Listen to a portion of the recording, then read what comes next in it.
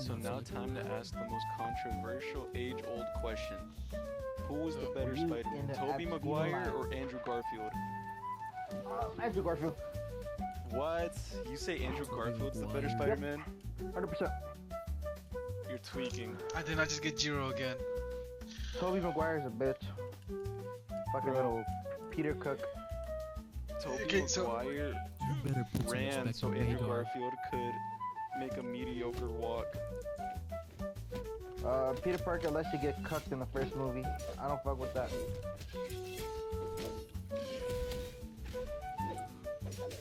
You sure?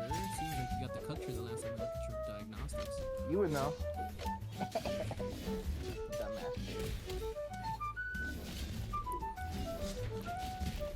Anyways, for me it depends. Cause like Tobey Maguire, he's tough as hell in terms of fights. I like that a lot. But Andrew Garfield got the story for me. I like his whole story. Tobey Maguire is okay, but Andrew Garfield's like actual aunt and Ben feels a lot more human.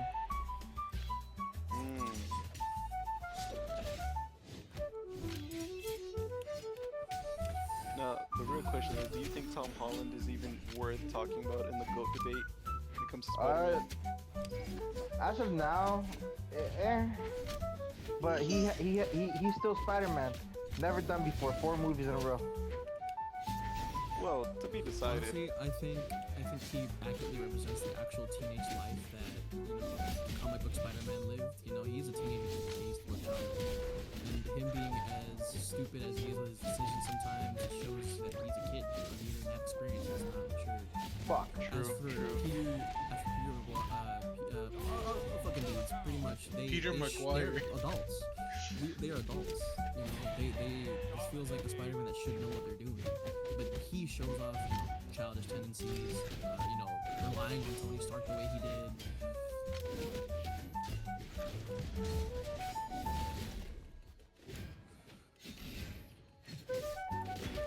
I see what you mean. He feels like what Spider-Man is supposed to be, Yeah, comic book accurate early Spider-Man.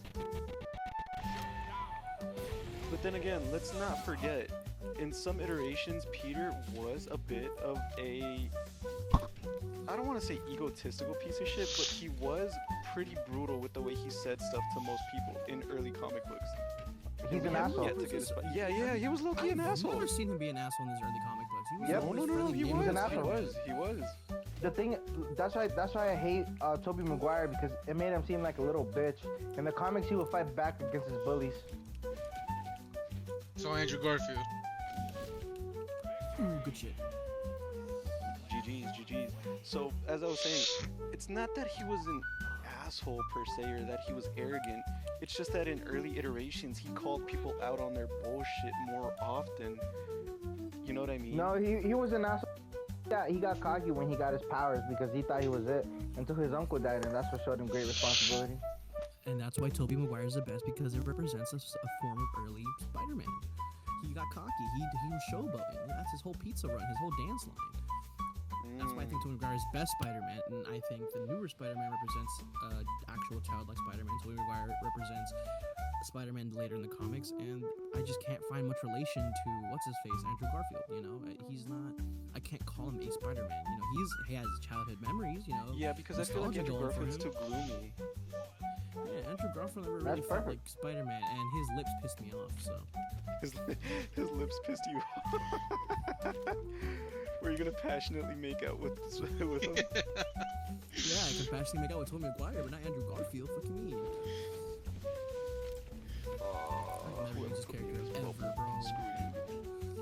Fuck. We both the same character, dog? Yeah, we are. I don't know about you, but I say we should have an allegiance. Fucking Olden. Another thing I like with what they're doing with Tom Holland, the fact that they're not giving him an Aunt May to rest his shoulder on. They didn't have a dramatic Uncle Ben death scene. They didn't have a dramatic Uncle Ben death scene, bro. That was very controversial. I remember when the first one came out with... the one reference to Uncle Ben was the suitcase. Yeah. They mentioned I remember they it mentioned being him in the super third movie, like for a little bit. But they don't show any close relation to him. You think 'Cause, like, Uncle that's Ben the was a staple. deadbeat? That's the staple of Spider-Man, dude. The fact that Uncle Ben It's his dies trauma, and just yeah. that's his trauma. Because with great power comes great responsibility. Uncle Ben is the one who tells him that. And in this iteration, it's Aunt May. You know, and I don't really have an issue with that. But the thing is, it's crazy how they just She's don't give him any. They don't give him any support per se, and especially because he made that wish with Doctor Strange that everyone forgets him. I can't do Like, anything. It's setting up to be Okay, now I really can. special. Here, watch them erase all that in the fucking film coming up. Erases all character progression. He gets Isn't MJ again. Doctor Doom not coming back anymore? That was just a fucking fan. No, Robert Downey Jr. is coming back again as Doctor Doom. Did he say he was not gonna come back? He's Yeah, coming but the money back, talk. but not, dude. He's not coming back as Iron Man. That's what he was trying to get at. I'm pretty sure. Stop fucking guarding the fucking. Yes, he's doing it mad fucking hard, bro. Like his dick depends on it, dude.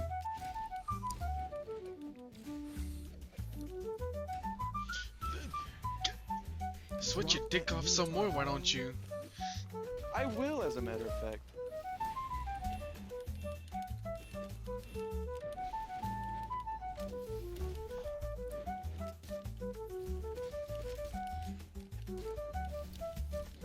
Lucky son of a bitch. Ooh. Now, another piece of media I'm really excited for is regular show getting not rebooted, but a sequel. This time, Yeah, I the saw way it that. was I saw intended to be, like, you know, like mature for mature audiences. Well, Yeah, that's and, basically close enough. If you've ever watched Close Enough, I really love that stuff. I've watched close enough, but the thing is, dude, it just feels like he couldn't use his original characters the way. That's why it was called Close Enough. He tried. You know, J.J. Quintel Yeah. didn't have a lot to go off of, and he made his own show because he wanted something to go with elsewhere. But one of the good things.